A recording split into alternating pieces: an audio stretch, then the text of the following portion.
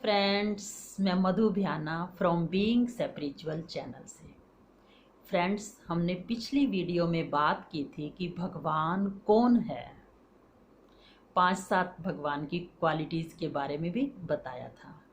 तो फ्रेंड्स, आज हम इस टॉपिक पर पहुंचते हैं कि भगवान रहता कहाँ है। तो इस पर मुझे सबसे पहले एक बहुत सुंदर श्लोक याद आ रहा है। आप सब भी उस श्लोक के बारे में जानते होंगे, आपने जरूर सुना होगा। श्लोक है, एक राम दशरथ का पुत्र, एक राम है घट घट वासी, एक राम है जगत पसारा, एक राम है जग से न्यारा। यानी कि 4 तरह के राम के बारे में बात की गई है। सबसे पहले एक राम है दशरथ का पुत्र, यानी कि बहुत सारे लोगों ने जो दशरथ जी के पुत्र थे श्री राम, उनको भगवान माना। तो फ्रेंड्स, हमने पिछली वीडियो में भगवान की क्वालिटीज बताई कि जो सर्वमान्य है, सर्वज्ञ है, दाता है, कर्म के बंधन से मुक्त है, लाभ हानि मान अपमान दुख सुख से मुक्त है, वो भगवान है। तो फ्रेंड्स, क्या राम जी इन सब बंधनों से मुक्त थे? कोई भी देहधारी भगवान नहीं हो सकता। भगवान मीन्स एनर्जी, पावर। जब राम जी इस दुनिया में आए तो ये दुनिया ऑलरेडी पहले से चल रही थी। अगर राम जी भगवान हैं तो भगवान माना दाता। तो कोई भी देहधारी जो होता है वो हमेशा कुछ ना कुछ तो दूसरे से जरूर लेता है, और कुछ ना सही तो वो अपनी माँ की पालना लेता है, पिता की पालना लेता है, अपने गुरु से शिक्षा लेता है। तो वो सिर्फ दाता नहीं है, कुछ ना कुछ लेने वाला भी है। तो थोड़ा सा भी कुछ लेने वाला भगवान नहीं हो सकता। जितने भी देहधारी यहाँ पर देवता हैं, जो 33 करोड़ देवता हैं, राम जी कृष्ण जी उनके अंदर आते हैं। एक राम दशरथ का पुत्र, तो वो क्या थे? एक महान इंसान थे, देवता थे। उनके अंदर इतनी अच्छी क्वालिटीज थी कि हमें उन क्वालिटीज को फॉलो करना चाहिए। यदि हम उनके कदमों पर चलते हैं तो हमारा जीवन सुखी हो जाएगा। वो हमारे लिए एक आदर्श मूर्त थे, उदाहरण मूर्त थे, पर वो भगवान नहीं थे। भगवान से काफी हद तक मिलते जुलते थे, पर भगवान नहीं थे। जैसे नंबर 2 पे आते हैं। पहले नंबर 2, एक राम दशरथ का पुत्र, एक राम है घट घट वासी। तो किसी किसी ने कहा कि भगवान हर घट में बैठी हुई आत्मा ही परमात्मा है। तो फ्रेंड्स, हर आत्मा परमात्मा नहीं हो सकती।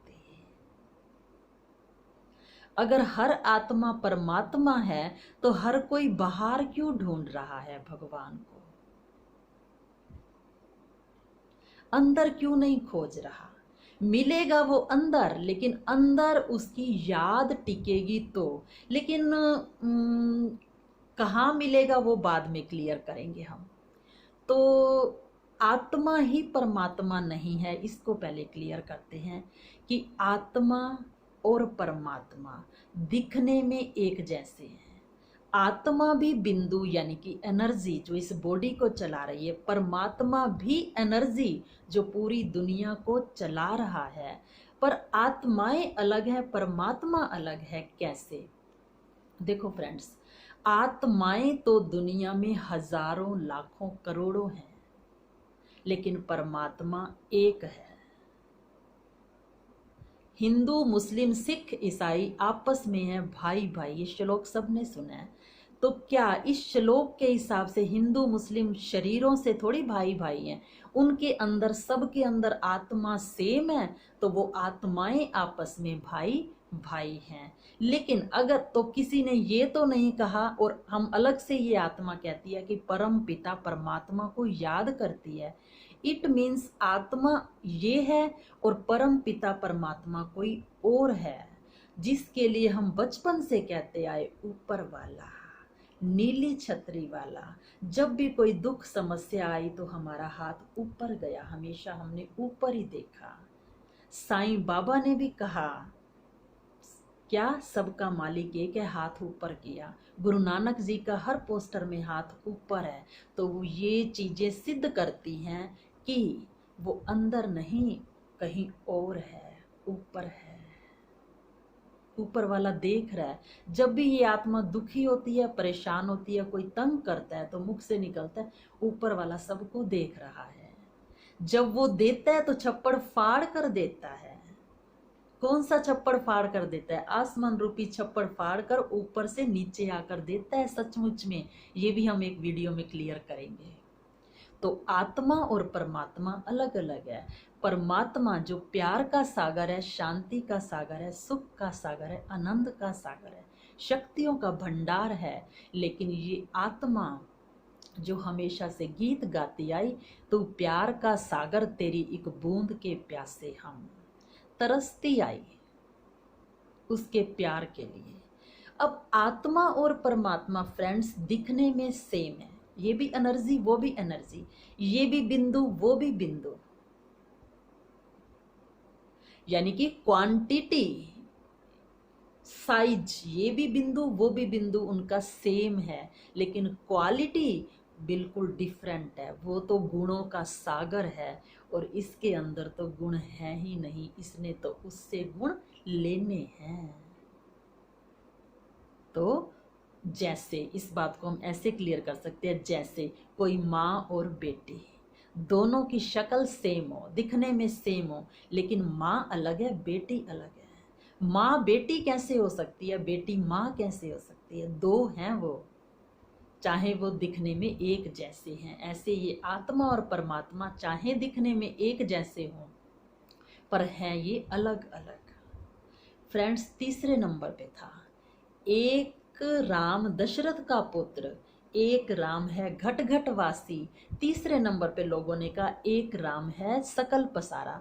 जब राम दशरथ के पुत्र से भी सेटिस्फैक्शन फुल सबको नहीं मिले, आत्मा को परमात्मा कहकर भी सबको सेटिस्फैक्शन नहीं मिली, तो तीसरी खोज निकली, एक राम है जगत पसारा, यानी कि कण कण कण कण में भगवान है, सर्वव्यापी है वो सर्वव्यापी है, कण कण में है।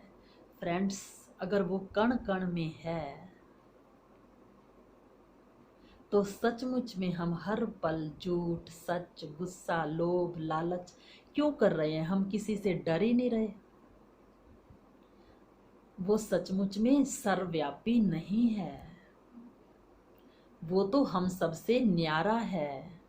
चौथा नंबर पे एक राम है जग से न्यारा। सचमुच में राम वो है जो इस पूरे जग से न्यारा है, जिसको सबने ऊपर की तरफ इशारा करके बताया है, जिसको सबने लाइट के रूप में पूजा, ज्योत जलाकर पूजा, ऊपर वाला कहकर माना, नीली छतरी वाला कहकर माना।